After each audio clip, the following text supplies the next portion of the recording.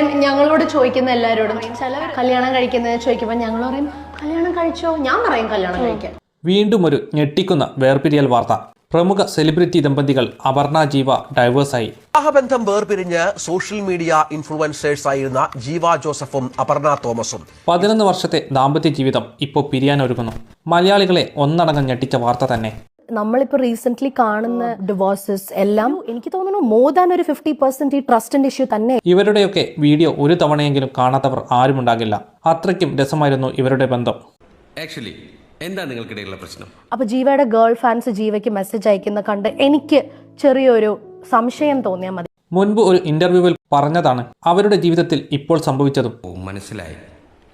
അപ്പോ അവിഹിത ട്രസ്റ്റ് അതാണ് പ്രശ്നം, കൂടാതെ ഈഗോ പ്രശ്നം. എന്തായിരിക്കും ഇവർ തമ്മിലുള്ള പിരിയാനുള്ള യഥാർത്ഥ കാരണം? മുൻപ് പറഞ്ഞ പല കാര്യങ്ങളും അവരുടെ ജീവിതത്തിൽ ഇപ്പോൾ സംഭവിച്ചു.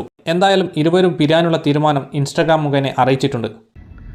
ഹായ്, ദിസ് ഈസ് ജീവ. ഈ വരുന്ന 22 നിരവധി ബന്ധങ്ങളാണ് ഈ 2026 അവസാനിപ്പിച്ചത്. സോഷ്യൽ മീഡിയയിൽ വന്ന് ചിരിച്ചു കളിക്കുന്ന പലരും റിയൽ ലൈഫിൽ വൻ തോൽവിയാണ്. ഈ കഴിഞ്ഞ ദിവസമായിരുന്നു അഖിൽ NRDയുടെ ഭാര്യ ഒളിച്ചോടിയ വാർത്തയും കേട്ടത്. ഇപ്പോൾ ഇത് ഒരു ട്രെൻഡായി മാറിയിരിക്കുന്ന കാലമാണ്.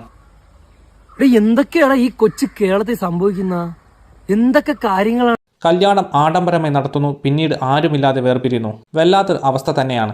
ചെറിയ ചെറിയ പിണക്കങ്ങളും ഈഗോ പ്രശ്നങ്ങളും ഓരോ ദാമ്പത്യ ജീവിതങ്ങളും തകർക്കുകയാണ്. എന്തായാലും ഇവർ വേർപിരിഞ്ഞത് ഒട്ടും പ്രതീക്ഷിക്കാത്ത വാർത്ത തന്നെയാണ്.